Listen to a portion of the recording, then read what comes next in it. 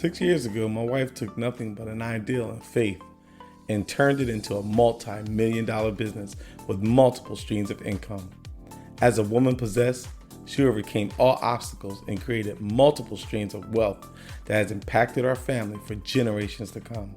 From mental health professional to therapist to author to CEO, she is a constant reminder of the grace of God over her life.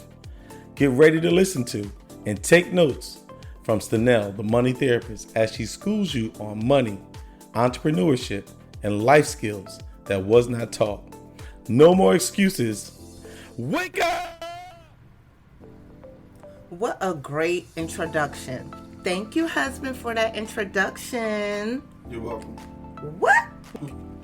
Welcome back to No More Excuses, Wake Up, where we talk about money, entrepreneurship, and life skills.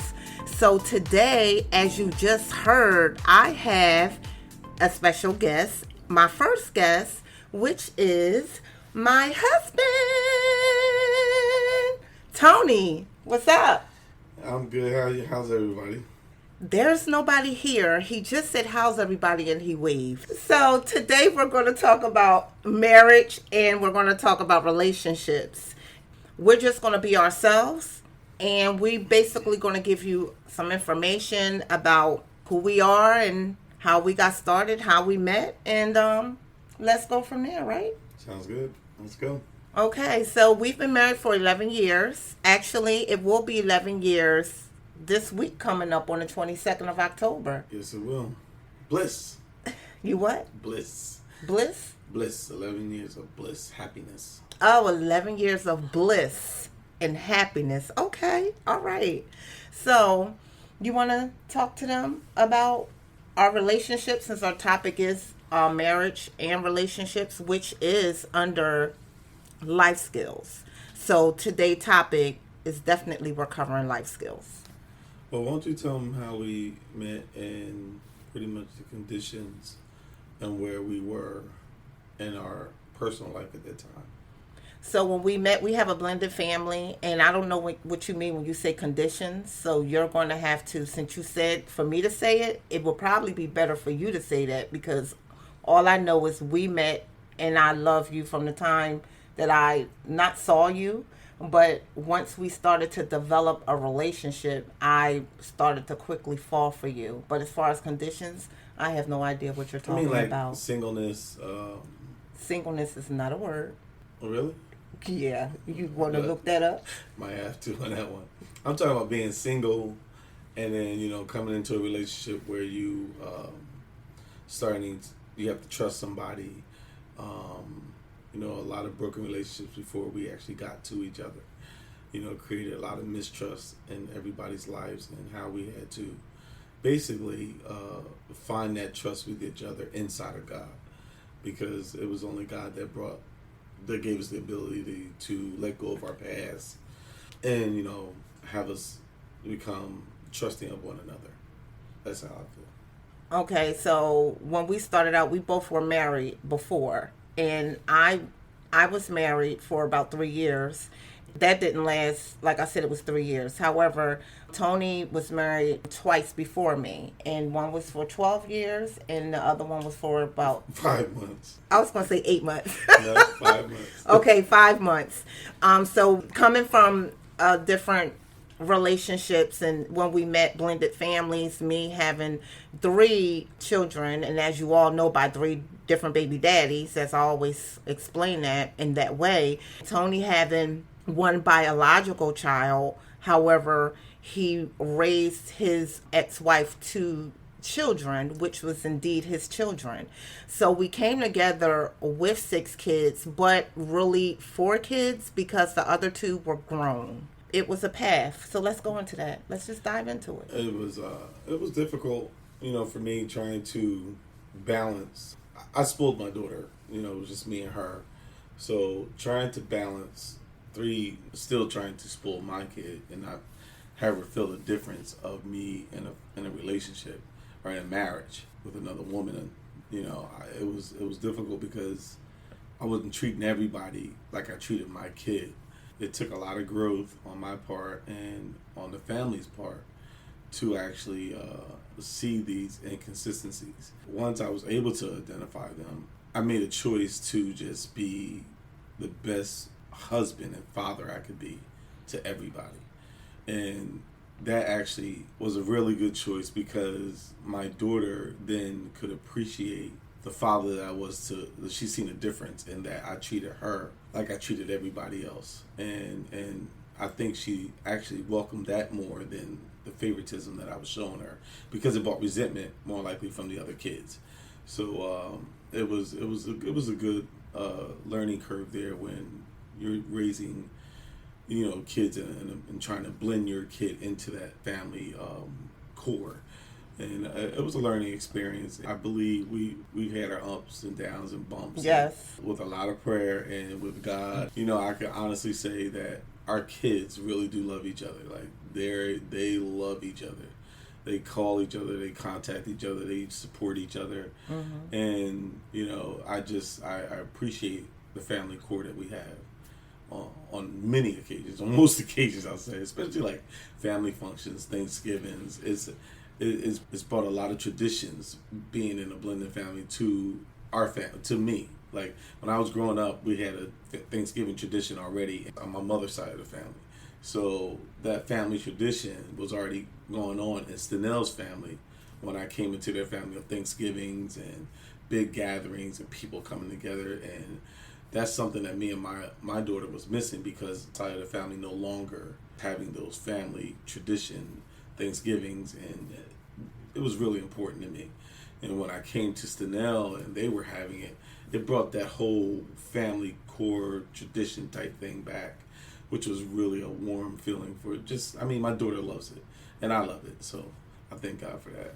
Let's talk about when we met. We actually met when I was out with my girlfriend and Tony was out with his boys, and because Tony's in corrections, and we were celebrating something. I was actually eating crabs, and we met, and we were married quick. We got married quick. Yeah. We met and was married in the same year. So we met in April and we got married in October. And those months honestly went so fast because we were not even consistent in our relationship. I actually stopped talking to Tony in August. I remember, he don't even remember all these details. I know.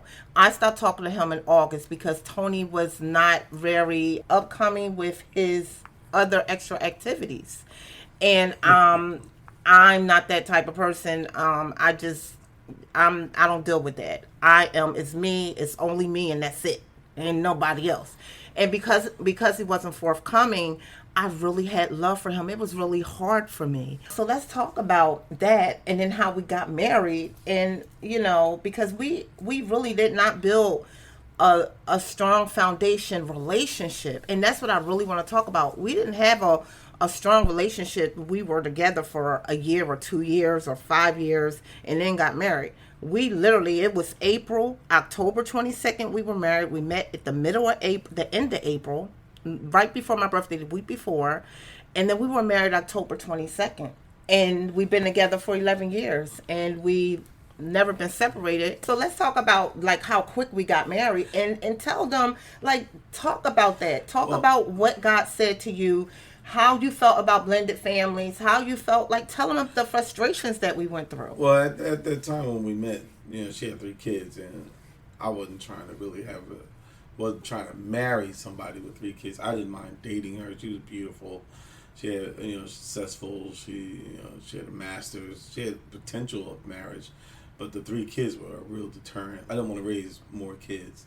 I didn't mind dating her, but I wasn't thinking about marriage. Plus, I had a lot of other stuff going on. So like what? Like females. I had other females going on. So, but I don't like talking about this because it leads But people to need arguments. to hear. No, anyway, I'm not going to argue. okay. I promise. Right. I'm not going to argue. That's what you say. I'm not going to argue. I want them to know the truth. We're trying to help other people that's dealing with this. Tell them the truth. Well, I had a lot of females going on at the time, and it was just a bunch of women. I was single, so that's what single men do, I guess. And yeah, single men do that, but when you dating somebody and that person think you dating them, then you not being forthcoming with that individual you dating, which All I was know me. is my grandmother told me, if you ain't got a ring on the finger, you can do what you want to do. So that's what the situation. That was my mindset. But tell that woman that, so that woman can know where she stands, so that way she can say, okay, I'm gonna do what I want to do, or okay, I'm not gonna deal with you because I'm not looking for this. True that. True that. It is what it was. You know what I mean? So anyhow, we she, even though we were dating and everything, and there was a lot of stuff going on off and on and stuff like that.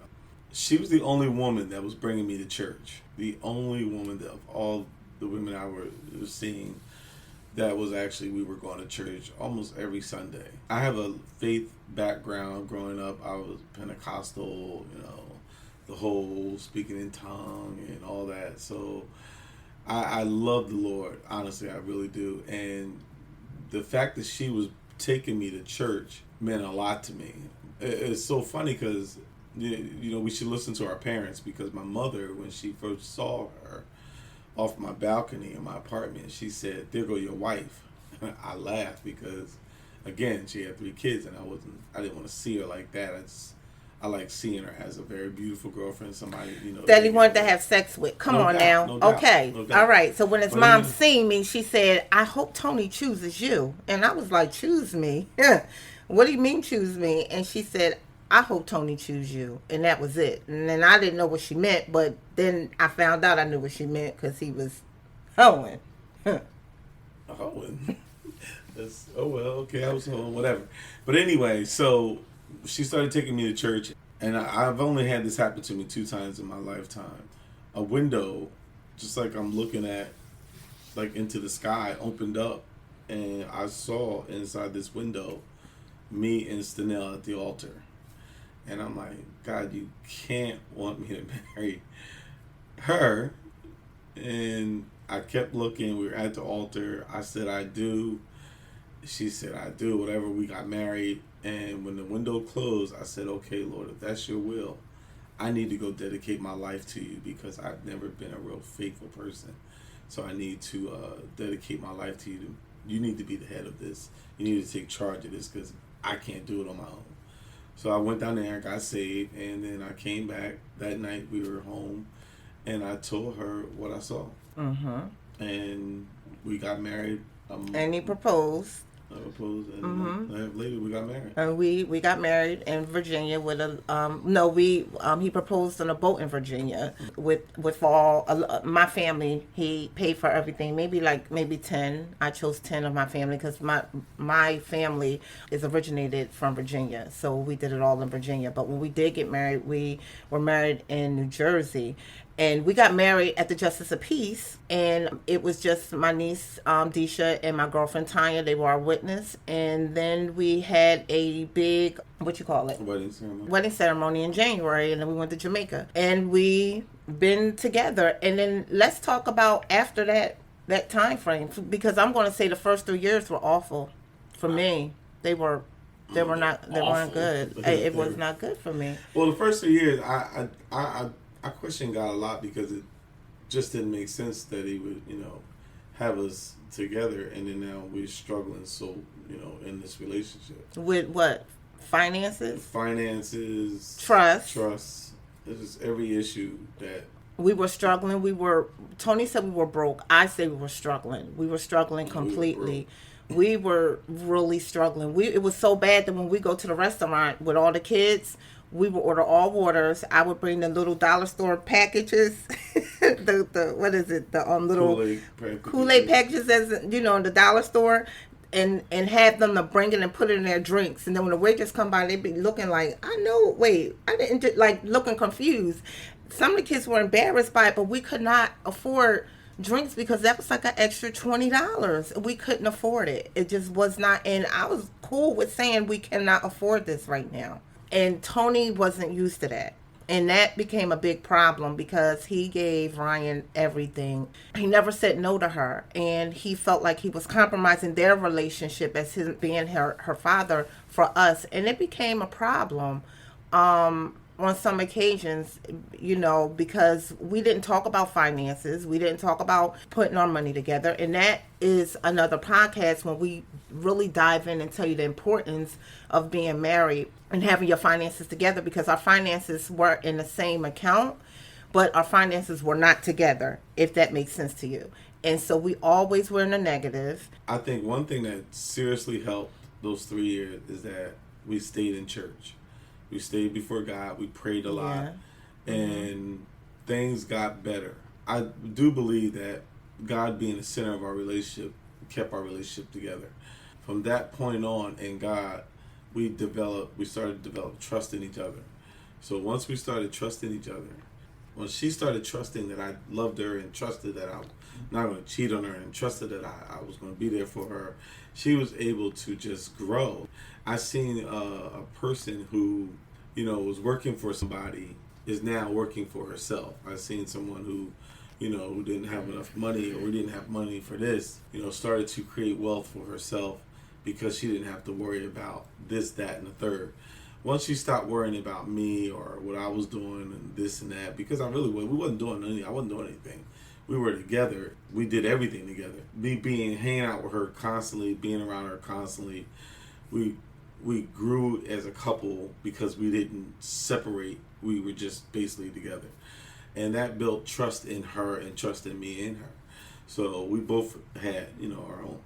I really didn't suffer from mistrust as much as she did, but that built me constantly being around her, built her trust in me, and just learning each other and everything. And once you trust a person, I honestly believe that once two people are really together, it creates a growth period in both lives.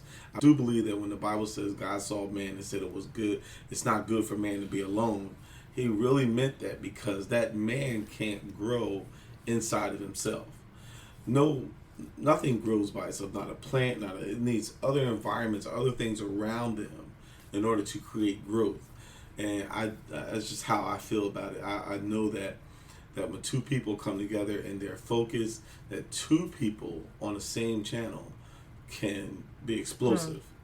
Two people can create wealth. So meaning that if one thing that, and we really wanted to talk about this, that you mentioned that it's hard for me or you to move on in our endeavors of what God has created for us if the other person is doing something, because you are not putting that doubt in that person's mind. That person can be able to move forward, right, and what God has for them, and it's actually blessing the entire family. It's blessing me, it's blessing that you and everybody else. Well, you can't create if you're worried about somebody else. If you're worried about your spouse, or you're worried about your children, or you're worry doesn't create creativity.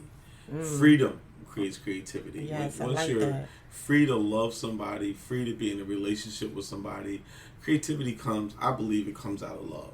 Or could come out of hate. But worrying, no. There's no creativity in worrying. Because worry distracts you. It makes your mind concentrate on the problem instead of a solution. And worry does not lead to love. Worry leads to fear. And fear leads to you not being focused. Yeah. We walk in fear all the time, but you can't be focused and you can't really walk in your truth. And a lot of times I find myself having Tony talk to my girlfriends because I'm not a man. And he says to them all the time, if that man does not have your back in the things that you're trying to pursue, Tony, like this podcast, anything that I ask him to do, he may not want to do it, but he do it because of me. That's it. He do it because I asked him to do it and because I am sincere, not because he have to do it. He always say to my girlfriends, if your man does not have your back and the things that you want to do and you're sitting here and you're worried about them, you cannot ever complete your full potential unless you make some decisions that is important in your life so you can be able to focus on the things that God has created in you to do. Exactly. I believe that. Believe it 100%. If you're not building, then what are you doing? If you're not building something, you're either going to be stagnated or you're going to be destructive. So in a relationship, it's always important for I believe that couples should build together and, have a plan. You know what I mean? Like, on my retirement, like, even the way you build in my life, like, I didn't know that I could create things, build beds, do floors, ground molding. Beds, floors, crown molding, bookcases. He make our beds. He do everything to where I started a company for him. It's called Tony's Meticulous Carpentry. Right. Because I was like, hold up. Now, y'all know I'm about that money. But I was like, wait, like, you really have a gift here. You really have a gift. So I got him licensed and insured in the state of New Jersey, and we're just waiting for the paperwork to come through. And that's what I'm talking about, building. Like, I was able to help her and her trust of me, and that led her to flourish into other areas of her life but the creativity is already in her. She already actually had joy already written out. But that's the after school program that I always talk about. The creativity that was always in her just needed to be released, and just the fact that she was able to feel love freely and love without threat. She was able to not worry about other things, but actually just focus on herself. Not worry about me or the kids or anything, because I had your back on all angles. You were able to just focus and let the creativity that's inside of you come out, where you created now wealth for all of us, which was it's a blessing, because you found out you found out the gift that God has inside of you. And I found out the gift that God's had inside of me by us coming together. I never did carpentry or anything like that before. I knew I could, fix a hole in the wall, but I didn't know I could build a wall. You know what I mean? So it's a big difference. And just the fact that, that us coming together is a simple truth that, it isn't good for man to be alone, because I never would have tapped into, the creativity of my spirit. And she never would have, without the right person in her life, probably tapped into the creativity of her spirit, because chasing someone or something will not cause you to be creative in yourself. And I was chasing women, and at the time, and if she was in a relationship chasing a man that's chasing women, she can't focus on herself. So I'm glad and I'm grateful that God took our relationship in his control.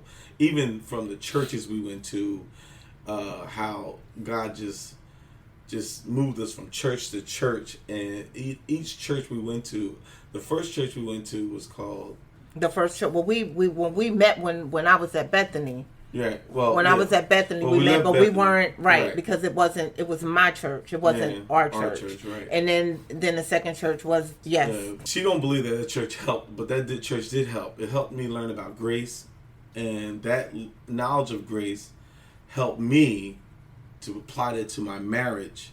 And how I applied it to my marriage is, if God can forgive me of all the things that I do, then I can also create change and make me a better person. I can commit myself to this marriage and change and become a better husband and a better father. And Pastor Hawkins, he spent a lot of hours in conversation with me about grace, about God, about love. And we were relationships, well, not relationships, but church things. But as of grace and God, they taught me so much about the grace of God, which transferred over into my life concerning our kids, concerning our marriage, and things like that. So then God moved us from there to another church, and that church, she met her mentor, where... Shout out to Dr. Valerie. She's my angel. Yeah, and from there she met her, and it just was amazing how God just moved us from one place to another place. Yeah, Dr. Robinson. Mm-hmm. It's just amazing how God just moved us from one place to another place to cause growth. And I just say in relationships, you got to trust each other. You got to let each other grow. And you got to stay together. Like, you can't give up on it. God never gave up on you. And that was the main part about that grace that I really, really got from Pastor Hawkins, that God never gave up on me. And how can I give up on something that God gave me? So if God gave me God gave me you. So I can't give up on something that God told me to do. He told me to marry you. I saw you. It was something that I couldn't give up on it. So if this is what God's will is for my life, I questioned it, but I never gave up on it. I questioned God. At the time we were moving, I'm underneath the tree, cutting the tree off the truck. And I'm like, you could not have meant this for my life. I thought you loved me. And that's what I told God right into the truck. But I underneath But we that truck were at the moving. same, I know, but underneath that truck at the same time, I said, God, I know you love me, and I know that you have my best interest in mind. And from there, I didn't give up. It was just so frustrating. So I'm gonna say this, and I always say that one thing that I learned from Bishop Evans is that the different loves, and you have your philos, you have your agape love, the different loves.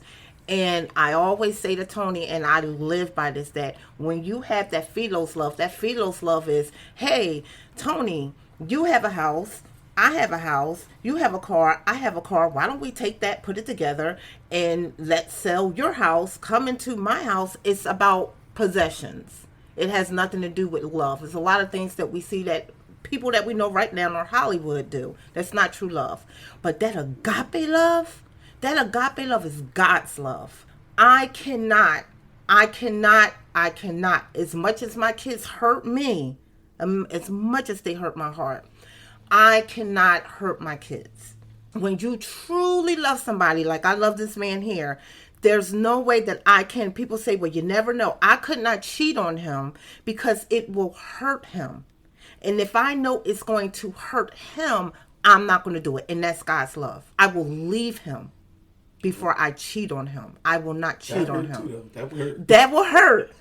But it will hurt more if I cheat on you. Yeah, it will hurt more. And you found out about it. That would hurt. It would hurt me. That would hurt. It'll hurt me too. Yeah, it might hurt you a little bit. You better tell me in public. I'm joking. I won't put my hands on you. But yeah, it'd be good to tell me in public though. But anyway, what I'm saying is when you have that agape love, you cannot. When it's God love and God is in it, you cannot hurt that other person. Right. I believe that. I do believe that. You can't. You didn't believe it at first, though. I mean, we would have these discussions at first, Tony. My whole thing is like, we can't live in the past. You know what I mean? We need to just. I'm just trying to focus. I'm very focused. I'm just saying it's been 11 years, and I mean we went from nothing. We always had God, but we struggled. We struggled to take our kids to Disney. 6 years ago? We struggled. We struggled. I mean, the greatest thing that I could say is God took two people who had nothing and literally created and made them millionaires. I mean, that's it in a nutshell. He made two people who had absolutely nothing, and made them millionaires. I don't like to talk about this. Y'all. I know you don't like to talk about this, but I never like to talk about that shows the creativity, my finances or how much. It's not. But it shows the creativity of God and how He took two people, brought them together, worked out their relationship, worked out their feelings, put a commitment in a man that was not committable, and gave a woman who was very committable to a man who was not. And how he changed all that around, showed the man that it's a better life, and showed the woman what she can be in life. And I'm telling you, it's been the best. I love my life way more than I loved my life when I was single. I enjoy leaving my phone unlocked, and I enjoy if I leave my phone home when I go to work. So you don't miss them chickens? Nah, them chickens. Nah. I like chicken, but I don't miss them. I like chicken the food. Oh yeah, okay. But I don't be specific on what you like. I like if chicken. Y'all see my eyes, you talking about you like chicken. What kind of chicken? I like female Chick-fil-A. Chicken or chicken. Okay. I like Chick-fil-A. Okay. But I don't like chicken plucks. I don't like those chickens now. All right, be specific and clear. Those chickens don't like me either, so we good. Be clear. Right? Okay, so when we met, you was 41, and I just turned 30. I was looking good then too. You was. Oh God. I was a shake. Ooh, I was looking at your passport the other day. I said, Jesus. Damn. Ooh, Lord. But anyway. I get it back one day. God. Maybe not. I had journaled that in my journal. I was like, I did not know when we met that night when I was in crowd. I was like, I did not know he was that fine, God. You said about you? I was a bad man. I was a bad man.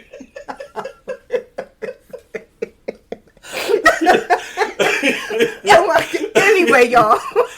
Really? About you? Yes, sir. But anyway, I was 32, 35. We're 7.5 years apart. Yeah. So I was something 30, and I just turned that age. I was 33. I remember because But you didn't invite me to your birthday party that night. I didn't know you. I met you the week after, literally the week after. I had a party with my best friend. I had a party. It was all good. So, but anyway, let's say this to say, as we Life close. is a journey. That's how I feel. It's just a journey, man. And if you have God on that journey, He will literally take you the best way to go. I'm living proof, because my life was going a whole nother direction, and He flipped it around, turned it around, and gave me a better life. Sometimes I felt like you weren't happy, because you always said, and I'm gonna be transparent. You always said, "Did you know I had money?" Well, and I was like, "You did not have no money when you were single." Well, I had ghetto money. What's ghetto money? Ghetto money is when you got enough money. You got money in the bank. You got a little money in the bank. A little money in the bank. Yeah, you know what I mean. You can go out every night if you want to, and you're getting paid. So that check, that extra money lasts till the next check when you got another extra money. See, Lord. See.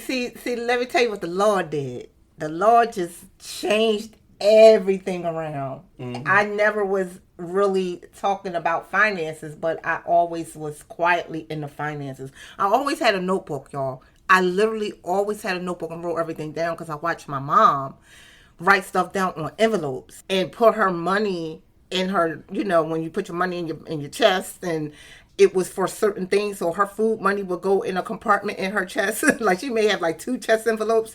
And I watched her write everything down, and I know that came from her. So when we were together, I had a notebook. I remember going into the bank one time, and I was writing stuff down, and this man came up to me, and he saw it. He was like, "Wow, I'm impressed." I don't know if it's because I was a black girl, and I was writing things down, and I was like clear. I had everything outlined of what I spent, but I never really, really had a budget. And again, that is another topic. But we were not money savvy. Like, we really struggled. Yeah. We struggled really. We struggle. And to see from that to now, and that's why I said that, I was going to be transparent, because I know you used to always say, well, before we met, I had money, because we had a like that 3-year stretch, maybe 5-year stretch of most of our arguments were money and our relationship. I don't think it was 5 years. I think it was 3. It was a rough start, but I mean, Yeah, it was. you gotta believe in the other person. The other person gotta believe in you, and even though you're arguing and fussing and whatever, you gotta believe that person loves you, and you love that person, and everything's gonna work out. I mean, if you don't have faith in God and faith in, I think a lot of relationships break up because they lose faith in each other, or they lose the willing to go through something. Every day's not gonna be sunny. Every day's not gonna be rosy. Every day, you're gonna have bad times. I mean, but when the bad times show up, you gotta remember the time when, like in my time when I had cancer, I knew you was gonna say that. I didn't do one day alone. Like, she was there the whole time, and I don't know, that holds so much weight in my heart, because I owe you basically my life, because I was about to leave that hospital. I didn't want to wait. I was impatient, and if you didn't, and the nurse didn't trick me into going back to that room, I would be dead right now, like literally. So I'm grateful that that God knew what I needed, and He knew what I needed, and I'm grateful for Him for that. That's he knew crazy. what I needed. God knows what you need when you don't need it, Yeah. and He provides. Wow. Yeah. That's emotional. It is. I mean, like, if relationships, it got to be a God thing, or it's not going to work. That's how I see it. It's got to be, and you don't have to be godly, because I'm not a godly person out there. I mean, I love God, but I don't go to church that Tony, often. your calling. I don't grew up in the church. I love God, and I think that's the base of my heart, is all about God. But I've lost a lot of faith in church over the years from, just going to these different churches, but it doesn't destroy. It's not church that you need to be in love with. You need to be in love with God, And God in a relationship can really keep it together, grow it, fertilize it, and turn it into something beautiful. Turn it into 11-year happy marriage. Happy. Happy. Happy. Happy. Happy. All right. You want to say anything before we head out? We're about to go jet skiing for the first time. She's about to go jet skiing for the first time. Or wind sailing, something that I've never done either. So either we going to get lost in that ocean, or we going to be back next week. Or she going to be back next week, not me. All right, y'all. So I hope that you all enjoyed this, and this was all about life skills, this topic, marriage and relationships. And when I have Tony on the show again, we will dive in and talk about our finances and exactly how we got out of $50,000 worth of debt. Yeah, and what we do, till this day, like, we're going to share it with you, everything, even when we splurge. We're going to share that with you too. So I really hope you enjoyed this podcast. Y'all know what y'all need to do. Come on, Tony. What y'all need to do? No excuses. No more excuses. No more excuses. Wake the hell up. What? Wake the hell up. No more excuses, y'all. Y'all know what y'all need to do. Y'all need to wake up. Thank you for listening to No More Excuses, Wake Up. If you love the show, please subscribe, rate, and review on iTunes or Spotify. To learn more about me and my different agencies and what I do, go to StenellMyersEnterprises.com. While you're there, check out Money Therapy Institute and watch my video where you will see me doing a little acting, showing you how I fought and kicked down closed doors. You can also click on Stenell the Money Therapist and get my free budget spreadsheet. And of course, you can email me at contact@StenellTheMoneyTherapist.com.